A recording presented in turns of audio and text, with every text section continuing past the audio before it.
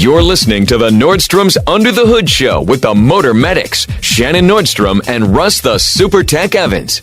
Shannon is an ASE engine and parts specialist, and Russ is an ASE Master Certified Technician with extensive factory drivability training. Join the Motor Medics for fun and free automotive advice with real-world solutions to everyday automotive problems. The Under the Hood Show is heard weekly on this and other great radio stations across the U.S. Find out how you can participate in the show by visiting underthehoodshow.com. With Russ Evans, this is Shannon Nordstrom, thanking you for tuning in to the Nordstrom's Under the Hood Show. Have a great day, and remember, PTLA. The opinions heard on this program, based on the many years of experience of Russ and Shannon, are offered for entertainment value only and as a guide to your repair needs. No claim to repair or cause is given or implied. Always consult with your own certified technician and follow all safety procedures before attempting any repair. To be a part of the show, call 866-594-4150. Under the Hood is produced by Prairie House Productions. All content is the property of Nordstrom's Automotive Incorporated and may not be used without our permission. Copyright Nordstrom's Automotive, Inc. Now, let's go under the hood with the Nordstrom's Motor Medics. Welcome to the Under the Hood Show. We are glad to have you with us. Russ Evans is here to answer your automotive questions. Thanks for joining us under the hood. Shannon Nordstrom is here to do the same. Welcome, hoodies. Thanks for tuning in so we can help you tune up. I'm Chris Carter here to answer your calls at 866-594-4150. We've got Bill in Wisconsin who's been waiting a while to get on here while we started the show, so let's get right to him and say, hey, Bill, you are on the Under the Hood Show. What can we do for you? Hi. I have a 21 GMC Sierra with the 3-liter Duramax, and it came with two intermittent starting issues. The first one, you would push the button, it wouldn't fire the injectors. It would just crank till it timed out. The second time you push it, it would start right up. GMC released a TSB, and that issue, I guess, was caused by an improper positioning of the cam position sensor trigger wheel. So they reprogrammed the ECM to turn 2 complete revolutions of the crankshaft, relearn that wheel every time you hit the start button. And that issue has not happened since. The other issue is where you push the start button, it doesn't start, and then you can push it as many times as you want. It won't start for 30 or 45 minutes. Then it'll start up and it'll run fine. That's only happened 4 or 5 times since I've owned the truck. But the last time it happened, it was 7 degrees outside, and I was with my wife who wasn't happy with spending 30 minutes in a cold truck. I don't blame her. So I'm under some pressure to get that one fixed. It shows a battery voltage low message when that happens. I replaced the battery. It hasn't happened since, but that was only about 3 weeks ago. I bought a scanner, and I figured out how to read the engine data. I was hoping that maybe when it happens, I would see like no cam position sensor or crankshaft position sensor or some indicator which might show where the issue is.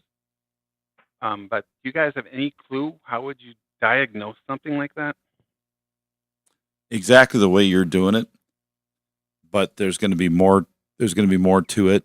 You're going to have to read the data and then compare that data to actual function with a multimeter, at sensors, at injectors, at the pump, all of it to find out what is not working. If the computer says that X is happening but Y is not, we need to find out what that is. It is not easy to do, especially when it's intermittent, because the second you get some equipment on there to test it, it's going to fire right up. It's not something you can test with the engine off. And these things are becoming so difficult on these vehicles now, especially when you get something like this with a push button start. That low voltage code is probably coming up because it's cranking so long. If it cranks too long, it's going to pull the battery down enough where it's going to give you that code. I can't remember what the exact voltage is. With the first starting issue, it would crank till it times out, but it never gave the low voltage message. Okay, if it was doing that, and now though it's cranking and it's you got that automatically, it may not be firing, because if the system If that computer thinks the voltage is below a certain point, it won't engage. It can't. It can't fire the engine. It may be a programming issue, or it could be a bad ECM. It could have an issue with that. Could have a wiring issue as well. But if it's setting a code, if you measure voltage at your battery and your voltage doesn't go beyond the threshold that it should be at for low voltage, you've got a problem in the strategy in that computer of what it's thinking. So let's say the manual for that says 12.1 volts minimum cranking voltage to fire the injection, but the computer thinks it's at 10.6, but your battery, when you're measuring it, says 12.4. It's like, no, I'm still way above that, but my computer is saying it's less. Yeah, then there's going to be a problem. I had that problem on my truck, and it's 30 years old. My computer would tell me that while it was running, I had 14.4 volts at the battery and the alternator and at the wiring going right into the computer, but my computer was reading like 11, I think it was. 10.5 to 11. Like, that's not right, because I've got power, I've got ground, and my power and ground right at the computer are saying over 14.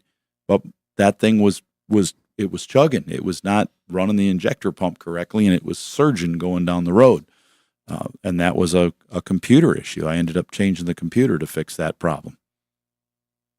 So it could be as simple as a reflash that updates that, like they did so this is the new problem. They fixed the problem with your cam crank correlation error. They relearned that. That update could have caused another problem. I would also encourage you, I'm sure you've already done this, but like on the internet, on GM Authority, or there is baby Duramax forums out there. There are other people who have reported.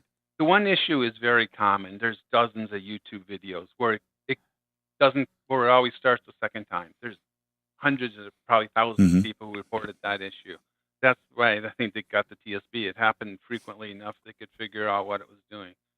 There's other people who have reported this issue, but no one has come up with a solution as far as I can tell. It's only happened 4 or 5 times since I've owned the truck, and I bought it new in 21. The first time it happened was the second day I owned the truck. So it happened prior to this reflash. It's happened in the middle of summer after it's parked 10 minutes. It's happened the first time I started for the day. The last time was after sitting an hour in a parking lot. How many miles are on this truck now? About 45,000. Oh, wow. They are really good trucks when they work and don't have problems. I mean, the fuel economy, the torque. I got an employee that works in our team that has one, and he's had some transmission issues and some things, and we've had them in. People asking us to work on them, and once they're out of warranty, they're getting harder to find people that want to work on them. Even the dealerships a lot of times do not want to work on those, which is sad. But and don't forget, it's got a timing belt. You knew it had a timing belt, right? I know it has the oil pump is driven by a belt. Yeah, so it's got a timing belt on the back of the engine. It's not up front where people normally see it, and it's called a wet belt. It's run in the oil. So it does have a replacement interval. In fact, I just had a guy that had one with 90,000 miles, needed a transmission in it, and he was taking it in, and he was calling me saying, they got my transmission out. Eric, said, they want to put a belt on it. Timing belt on the back of the motor? Yeah, it's time to do it while they've got the transmission out. It'll save you a fair amount of money. Yeah, so these are things that I tell people, I warn them, find out what your vehicle has when you get it. But this no start thing, hopefully, like you said, it's pretty rare. Even on the internet, it's pretty rare, but it's happening. So people are seeing it. So you got to keep paying attention to it, watch it, and hopefully somebody will find it and fix it. Once they get it nailed down, they'll be able to release a bulletin about it, or people will know. Just a little more on this before we go on to another caller. If you had it at the shop and it was not starting, and you put scanner on, I know you're not going to want it. He's already said I don't want it. But if you had the scanner on it, couldn't you tell with your data at that point what's missing, why it's not starting? I mean, what component of the firing is missing? 30 to 45 minutes where it will not start. So I would think if it were at a shop when it was actually happening, they could figure out what was wrong. You would think so. Because you got to figure out what's missing. Is it not getting fuel because for some reason there's Right.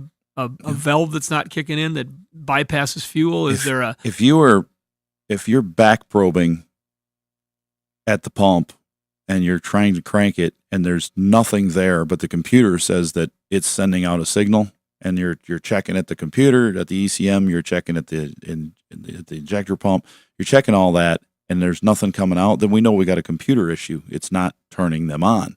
And that's how they check for those things.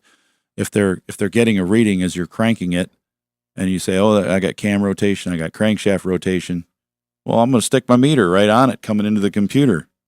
Well, it says it's dead. There's nothing coming in. Why is the computer giving me a reading? It's putting in a reading there. It's substituting a value. Something is going on there. That's how they check those things. That's how they find them. so he's got a little bit of an advantage if he could have it die While it's while it's somewhere that somebody's got the but knowledge. if it's only done it a few times since he's owned it's it, hard. they're not going to touch it. Bill, thanks very much for the call. Good luck. Yeesh. I just got back, by the way. I was gone. When you said check like GM Authority, and then you said, I thought, or Baby Max, Baby Duramax. Baby Duramax. And I was like, is it really baby or is it maybe? Or did you say maybe? I said baby. Baby Max. Yep, Baby Duramax. And that's what it's called? Little 3-liter small Duramax engine is what the Oh, people that's- have kind of coined it. Yeah, all right. That's what I was thinking. I was thinking a little like go-kart. It's much smaller when you see it in the warehouse when we dismantle Diesel it. powered go kart. Yeah, exactly. For long go-kart rides. 866-594-4150. We're going to take a break. When we come back, we want to hear from you. You only want a diesel go-kart if you're doing a lot of go-karting. You don't want to go short trips. You want to get that thing out on the road.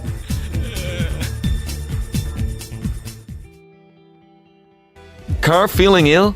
Don't want to spread it to your wallet? Call the Motor Medics now for free advice. 866-594-4150. That's the number to reach us here at the Under the Hood Show. Let's go to Mississippi and talk to Vernon. You're on the Under the Hood Show. Vernon, what can we do for you? Hey guys, how y'all doing? Fantastic, Vernon. Hey, hey, I got a 2022 LS 500 Lexus that can't be aligned. All four tires are wear on the inside all the time. I only get about 20,000 miles before I have to change them. And I'm told by the factory, not the factory, but the dealer, that they're hard mounted at the plant or something like that, and you can't align it. Is this true? Or They are right. At the dealer, They can. you need to go to an alignment shop. And I mean, not, no offense to the Les Quick Schwab alignment. people or whatever out there that do those kind of, that they come in, you get an alignment done, a Tires Plus or Place. whatever, Walmart, wherever they're doing a regular quick alignment with a computer that says, do it this way. You need to go to, the guy who also straightens frames, like a truck shop alignment where they do trucks, they do cars, they do everything.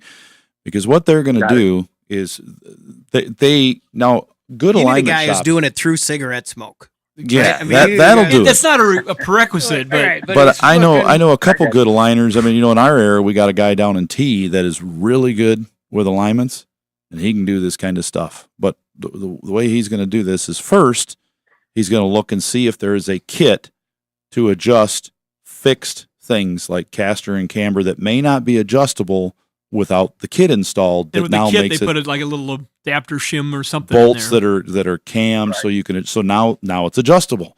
It's going to cost you some money. I can remember like back years ago when we were doing alignments, and a standard alignment at that time, not at our shop, but another shop I was at, was like $39.95. But a lot of those alignments were $200 by the time we were done with it, because we had to put all these one-time kits in there, and then it was back to the $39.95 for the alignment. But that allowed us to adjust these things. If they couldn't be adjusted, I know a guy here not too far up the road that will put a hook on the frame, and he will bend it he'll grab a hold of that arm and he will bend it until it's right dead center of that alignment where it needs to be. And then he's got some alignment to play with. Or if it's a non-alignable car like that, where you can't adjust caster and camber, they will pull it until they get, and we're talking about a couple millimeters. It doesn't take much, but they'll pull it until they get it right set in the green, and then they'll just let it go and make sure everything holds. Then they'll align the rest of it. So they cannot just put a simple wrench on it and align the car. No, at the dealership. That can't, with what you're having, they can't. But can things be done to get that car to be aligned? Yes, it can be done. It just doesn't seem right, Russ, that he would be hooking chains to a Lexus. Right. To anything. You know, you said it's expensive, but it can't be more than 4 tires with $2,000. That's right. I mean, I could see an alignment being, this guy here. If I went in and he told me I had this LS 500 and he said it was going to be $750 to align it this one time, and then we'll be back to a normal alignment after that, I'd be like, let's get it done. Go, yeah. I don't want to be putting tires on it. Plus, the ride can't be the best. You're not hauling like bricks or anything real heavy. Are you a brick salesman or No. This is the wife's car. Now she drives pretty bad, but other than that, no, we're not hauling.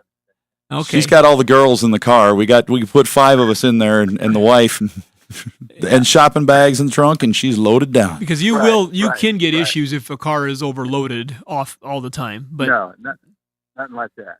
No. Okay. Good. The Mercedes, they and the BMWs, we had a specification. You had to add weight. We to put weights in, so we would put a weights in the passenger seat, weights in the driver's seat, front, rear, wherever it was, and align this car at different positions to compensate for that. They were very picky about their alignments. I don't see that as much anymore. Do you ever have to eyeball, like when I come in, do they go, "Ooh, we're going to align, I look at your we car. got to align that we got to account for him." When we don't do alignments, but we do. I didn't know where you were going there. Yeah, we do front end work and stuff, and we will eyeball it with a gauge. We have an alignment gauge that tells us the actual measurement. It's a physical, like a tape measure. We stick it on the front side of the wheels and on the back side. But we have had people. It is hard as a mechanic. It's nice when you have a service advisor. We don't you can say you do it. But when the guy comes in with his brand new Lincoln that's 6 months old, and we're on the 3rd power seat now because the base is broken. When you look it up in the manual, and the manual says this seat has a weight limit and it's 250 pounds, and this gentleman exceeds that by at least 100 pounds, you don't want to be the guy to have to say that. And if you look, the cars all have a spec for the seat. So there is a weight limit for seats in cars. We went a different direction here, but you started. Well, we're Chris. talking about the alignment specs and stuff like that. I know. But, Chris started this though. but Now, a Vernon, seat- your wife. No. No, No, you're going to get in trouble, Chris. No, I no, didn't. no. I didn't do it. Has nothing to do with that. But the seats, they're made to collapse when you get in rear end collisions and things like that and different stuff. So they all have to have a weight limit on them. But with alignments have to account for a car with one driver that could weigh, let's say, as little as 100 pounds, or all 5 passengers at the car that are at the max of, let's say the car has a 225 per seat limit on average, and you've got 5 seats full. That's a lot of weight on the suspension compared to, and then the trunk compared to the one single driver. So the suspension, as it travels up and down, has to maintain contact with the road perfectly. So that's why everything's at a different angle, so that it, like wipers that are really long on some vehicles, they go up as they move over and then back down. Like your anteater thing you owned, the van. The Uplander. Uplander had that wiper that went. Yeah. Because it was just one. Vernon, thanks very much for the call. Good luck. 866-594-4150. We're going to stay in Mississippi and talk to Terrell. You're on the End of the Hood Show. What can we do for you? Hey, how you doing? Fantastic. Yeah, I got a 2025 Kia K5. You know, my daughter's car, just bought it brand new, and she drives something like 5 minutes to work every day. What would be good interval on the oil change on that first time at least? The brand new Kia.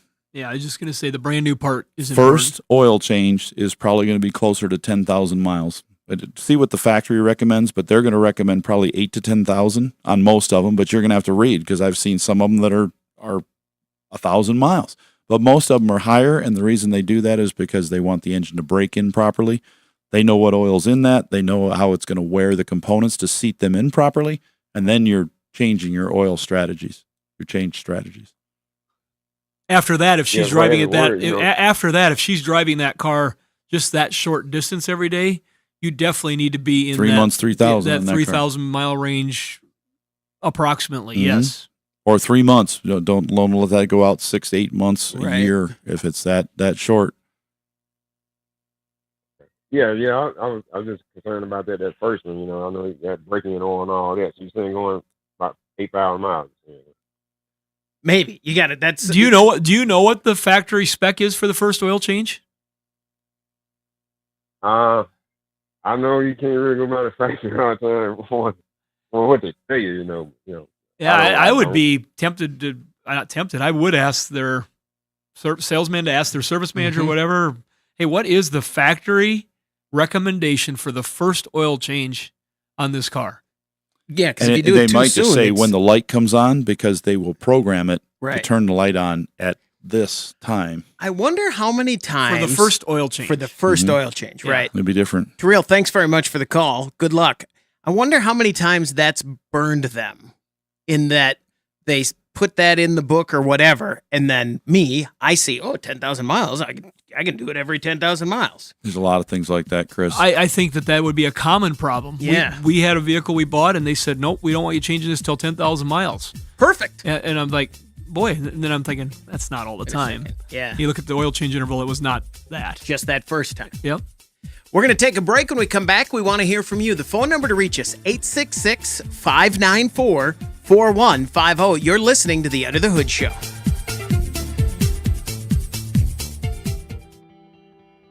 Get your planner out right now and schedule your next radio appointment with the Motor Medics.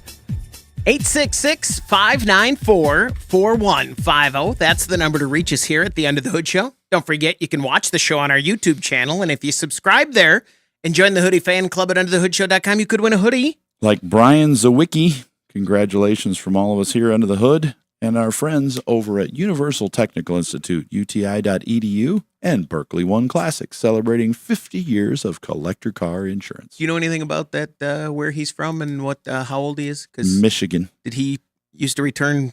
Was he the special teams returner on my high school football team? No. Okay, just checking. That'd be weird. Same That'd be- name? Yeah, that'd be weird, huh? How great would that be? Be fun. Yeah.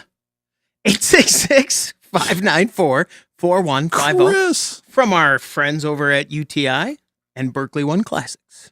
There we go. Let's go to Idaho and talk to John. You're on the Under the Hood Show. John, what can we do for you? Very glad you took my call. I've got a 2010 Chevy Traverse. I've had it for since 2016. We now have right around 230,000 miles on it. It's been a great car. We've had no issues other than regular maintenance, brakes, that type of stuff. But, about a year ago, I noticed with the transmission, once in a while, it wouldn't shift. It just stayed low.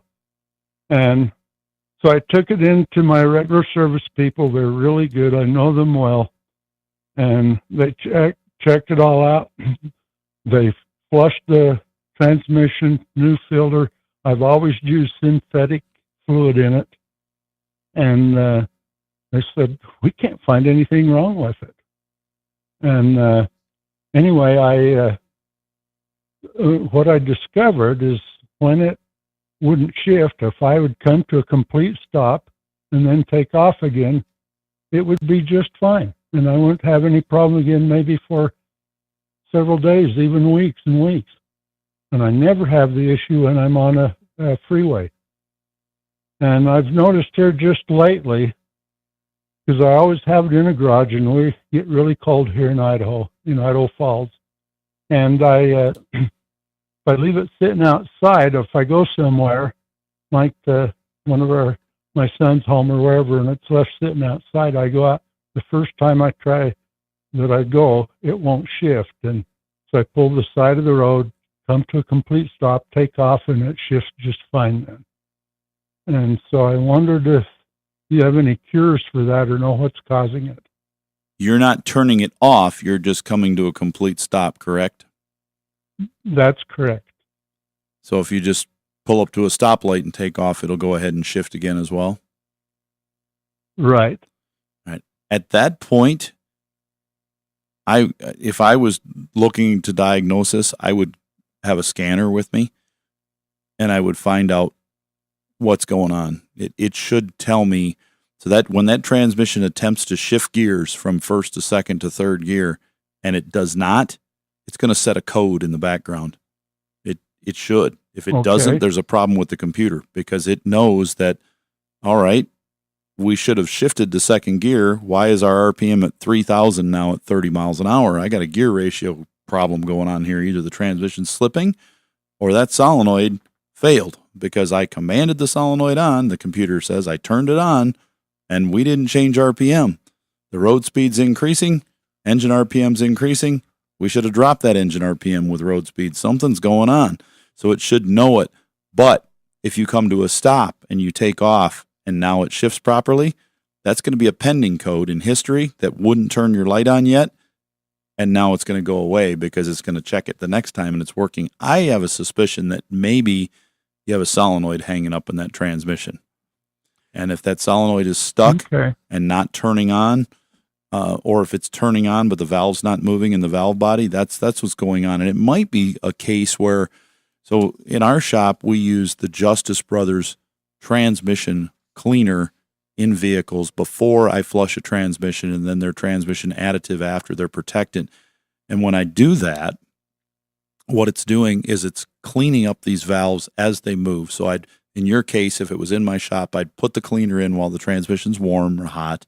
I'd drive it, make sure it shifts through all the gears, but I do that multiple times, maybe 10 stop and starts, bring it back into the shop, flush the whole thing out, and then put the additive in it and drive it again to make sure everything's moving and working well.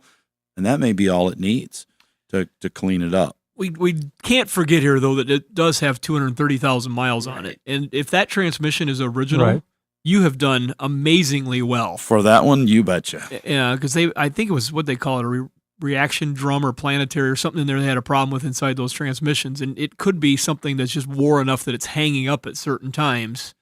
But that fluid flush that Russ is talking about with the treatment might bring back some movement in something that's getting caught. It might be worth a try, because otherwise you're up against a pretty significant transmission cost. I'm proud of what you got going there, because like I said, we see a lot of them that would fail at 70, 80, 90, 110,000 miles in Traverses and Enclaves and that whole Acadias in that era. There was that whole series. Yeah. There actually was a transmission Bolton that the dealer put out, or the factory put out in one of them years. I can't remember if it went clear to 10 or not, but I think you're doing great. And you've got a real good keen sense for your vehicle, which is a good thing too. I had bought it at 108,000 miles on it and used, and put the synthetic fluid in it immediately, and I've been great until, like I say, last probably less than a year it's been doing this, but it's so intermittent. And so you say it's Justice Brothers Fluid Flush? Is that what you call it? We use the Justice Brothers chemical to flush these out. It's available at professional automotive shops. So you just ask the place that you normally go to if they carry that. Right. Okay. And then there's a treatment you put in with the fill afterwards. The protectant. Yep. John, thanks very much for the call. Good luck. 866-594-4150. Let's go to Oklahoma and talk to Warren. You're on the End of the Hood Show. Warren, what can we do for you? Well, I had a question about availability of used parts, and it came about after driving from Tulsa to Oklahoma City and seeing a lot of little in-tow caravans where there would be one operable vehicle. All three of them look damaged, probably bought at an auction, and they're bumper to bumper. And my understanding is they're going to Mexico. I'm not sure if they're being parted out there or rebuilt. But I thought that might put a serious dent in our used parts, like at yards, like pick apart and stuff like that? I will try not to get on too long of a rant here. A soapbox. Yeah, Because it's more than the Mexican cart that we called them the Mexican trains. Yeah, going to Mexico. We've got a lot of challenges in every industry has its challenges. So First of all, yes, he's got it right. They're going right? south. Yeah. They're heading somewhere. They might not be stopping in Mexico, but they're going. I got videos of a lot of them. We were Souther. talking about that at Christmas. I was like, where are all these coming from? Yeah, and it's almost fun to watch the way they hook them up and put them all together. It's amazing. Give them plenty of room. It's amazing they make it. Yeah. In some cases, but the ingenuity, I will say, is quite high. A Ford Edge with a giant Super Duty intercooler on the front of it. Yeah, was the amazing. ingenuity to figure it out. It's legal. Flowers. Yes. The DOT is watching very closely now. Well, because it's not illegal yet. Usually, right? The DOT is watching very closely for the activity of multiple vehicle trains pulling together. It's not super specific, but they are pulling them over, and there are multiple safety violations being given because they're trying to curtail this activity. But at the end of the day, you have hit on something that our industry has been challenged with for a long time. The majority of the salvage vehicles in the country are sold at two major auction companies that are big corporate entities. There are people in those companies that are friends of mine. We deal with them. We talk to them. It does create a big challenge. They have a huge international buyer base. And we're not just talking about going south out of North America.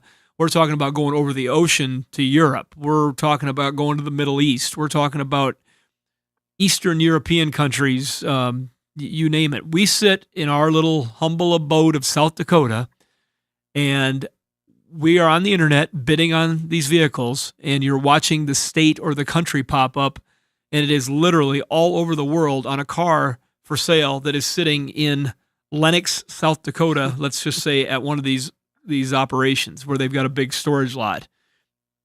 It's just, that is a huge change from what it used to be, and it does affect the availability of salvage vehicles. It affects the prices of salvage vehicles, and it's just something we've had to learn to compete with. I've also got a lot of really good customers that buy parts from those vehicles and take them back south of the border with them. The majority of those vehicles are getting fixed in those foreign countries. Okay. They're using labor that is highly skilled, machinists that figure out how to fix things. They have got labor that doesn't cost as much. There's groups putting these together for not a lot of dollars, and they would not probably pass a rigorous safety inspection. They may not have the airbag systems put back in place. They may not have the anti-lock brakes working when they're done, but they're creating affordable transportation in their country where they can't apparently get enough of it. Right. My one friend that imports into Poland that I've met, he just said, we don't have auto manufacturers there. And so they're bringing this stuff in. Bringing everything in. They're figuring out how to fix it. Yeah. So it is you did hit a nail on the head.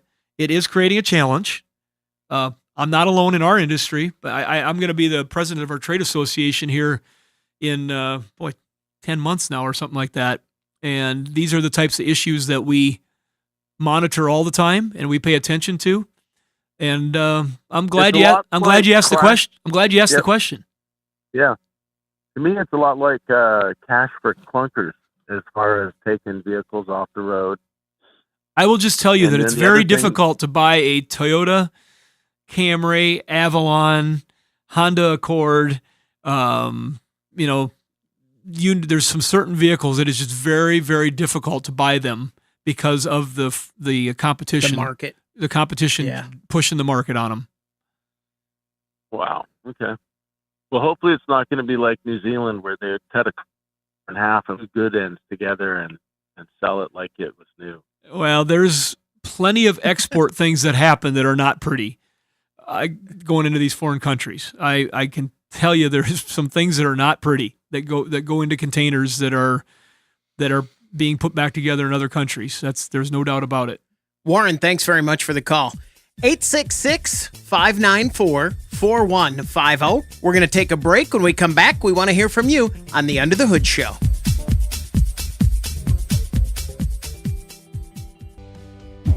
Prepare to learn something. You're going under the hood. 866-594-4150. That's the number to reach us here at the Under the Hood Show. Let me check the chat here. We've got a question coming in from Dan. I have a 2000 Silverado with P0446, and the only time it comes on is on a full tank of gas. Where do I start? Well, that, again, is that evaporative emissions system problem. And if it's got a full tank of gas, it's having problems with the vent system in there. It probably needs a new purge valve and possibly a vent valve. But we had a purge valve call earlier with some issues. But purge valves and vent valves are usually the problem when you have a full tank of gas and there's a problem with it running poorly, like right after you fuel it, or you are driving it with a full tank of gas and you start having the issue.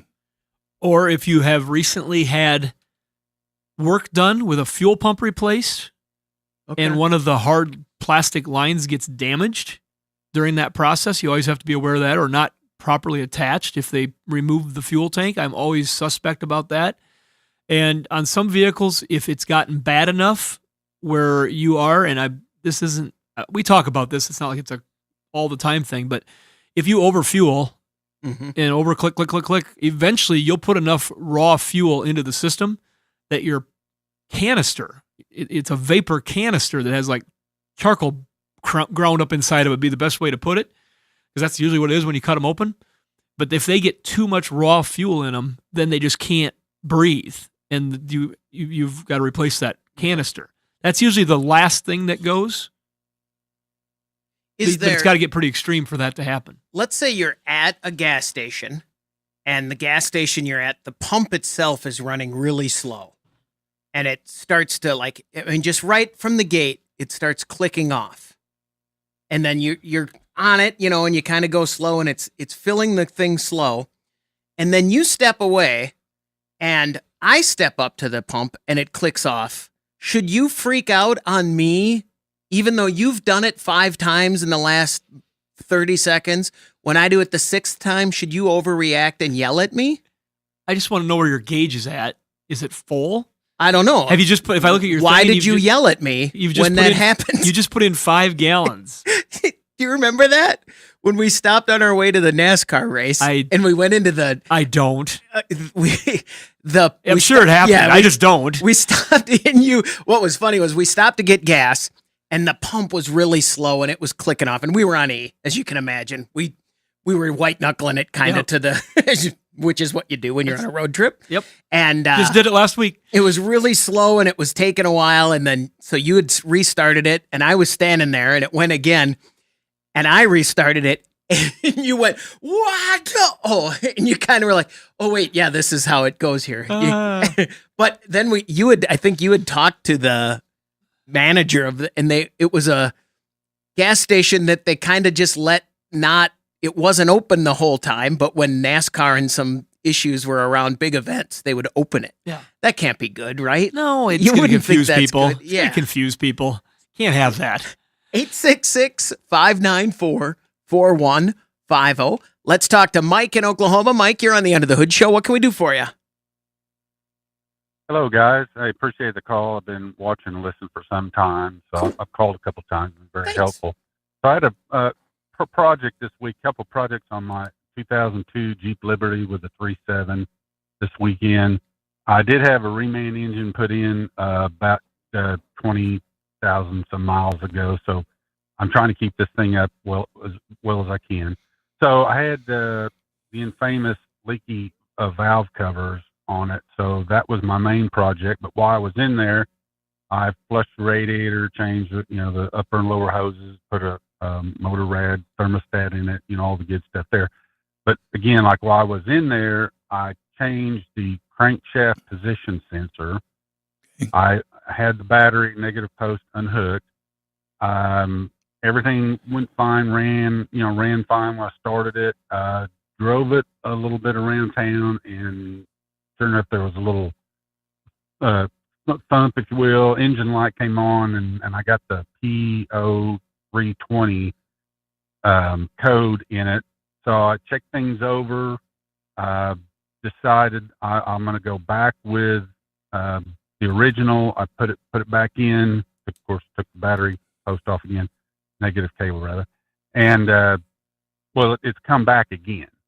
So I don't know what now. I'm not going to drive it. I've got it in the garage. I've actually had the negative post. I keep saying post, but cable off of it overnight. But any suggestions on that? Even though I put the original back in, I don't know what direction to go next. And of course, I've got a scanner, so I cleared the code. But I thought something that was going to be pretty simple, straightforward, has kind of turned out the other direction for me. So maybe I kind of thought maybe it was the ends, where it plugs into the actual sensor itself. Maybe I know they make kits for those too, but and I was going to get some contact cleaner to spray the ends. I haven't done that, so kind of look for some advice for my next step. He's officially guilty of over repairing. Yeah. Yeah, exactly. That's me. Chris would never be in this situation. No way. Not a chance. It definitely could be a problem with that with the connector on the end. And we put those in all the time. They make those connectors just for this reason, because they fail often. So sometimes just the act of unplugging them and plugging them back in causes problems. So I would say, you could try that for sure and see if that helps. And make sure there's when you put that back in, put the original in, make sure there's nothing metal collecting on the end of it for some reason, or the hole you plugged it into, it doesn't have a big wad of grease or something in there that's blocking that signal. Okay. All right. So I picked a sensor that was basically suggested for that. I thought about if it kind of continues, I try these, I go with a Mopar sensor, but sure, didn't really think it'd be that particular. But I think that's maybe my other option. I might go down the road, do that. So, is there any? I mean, I think I know the answer, but I just want to ask for sure, Russ. Is there any sort of a learn to that sensor? Not on the Chrysler. The cam crank correlation is common on Chevrolet, but not on the Chrysler on this for what he's got going on. It's automatic. Should it be automatic? I actually had a situation too the other morning that it started fine. I shut it off. Of course, I was getting ready to go to work, and it cranked. It wouldn't start. That's when I took off the negative post again, waited about a minute or two, put it back on, and it started. So that's I'm glad you kind of brought that up, but I didn't really think or see anything on the internet about a learning. It'll start on cold. If it's got a problem with that, it'll start on a cold start, but once it goes into closed loop, and then you shut it off, and it won't restart. It won't recrank. You have to wait until it's completely cold. Oh, okay. Because it's trying to look for both those sensors when it's warm, and if it sees one missing, it won't work. Mike, thanks very much for the call. Good luck. Can I ask you one more question? Yeah, sure. How'd those valve covers turn out? Actually, so far so good. I wasn't. I kind of seemed to have a little more problem with the driver's side than I did the passenger, even though I had to take off, the hoses and the air box and whatnot and the coolant reservoir. But it worked out all right. All right. Well, make sure we got some win out of this. Right. He's got good-looking radiator hoses and no oil leaks. Let's get a little bit of a win out of this. Mike, thanks very much for the call. On the chat, Dan said, thanks, the overfueling was my guess. As long as I keep it 3/4 of a tank and under, I don't get that PO446 code. So that's what it is, right? I mean, that's where good chance. Yeah. Real good chance. All right. That's about that. Go ahead. I was just going to say, for our local audience, I want to thank the folks at Motor Market Magazine. Yeah. They requested an opportunity to do a story on our company and myself, and it ended up being a really good article. It includes a lot about the radio show. There's a nice picture of us in the new studio that Russ built. Mm-hmm. So if you get a chance here locally, pick up the Motor Market Magazine. I've talked on the show about my Trans Am with 1,900 actual miles on it. They actually have a picture of it on the cover. You'll see a silver Trans Am on there. How's that feel?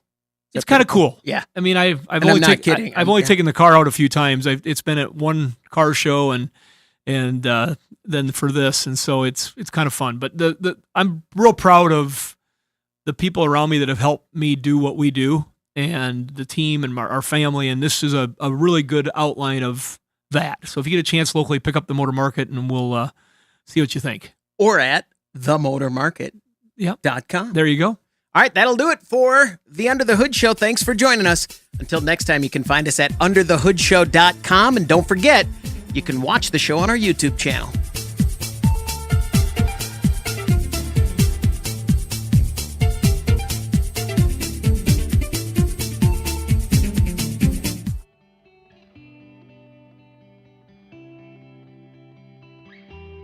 All right, this is the after show. Very short today. We got stuff to do, so we're gonna not be on the after show. And they've already started doing stuff. So really, it's just me and you now. Hi, They're Chris. both on their phones. I was thinking Trying to get this streaming fixed on so we have all of it. the Babbitt thing. The Babbitt. John Wayne Babbitt? No, the Babbitt. What's the name of Bearing? Yeah, Babbitt. Babbitt. You got info. We were talking about that earlier, and I did. You all of us. Did you go look it up, or did you get it sent to you? No, I Googled it. Okay. I in the break, I went and Googled it because it's not something I threw a term out. And Babbitt bearings, as Russ said, I'm thinking old. They were last used in automotive in the 1950s. And so I wasn't out of line. I just was dated. Right. And they still use Babbitt bearings in a lot of industrial and small engine applications. Yeah, I thought so. That's still a thing. You did.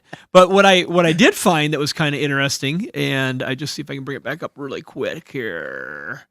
See, when we're in the after show, I can do this.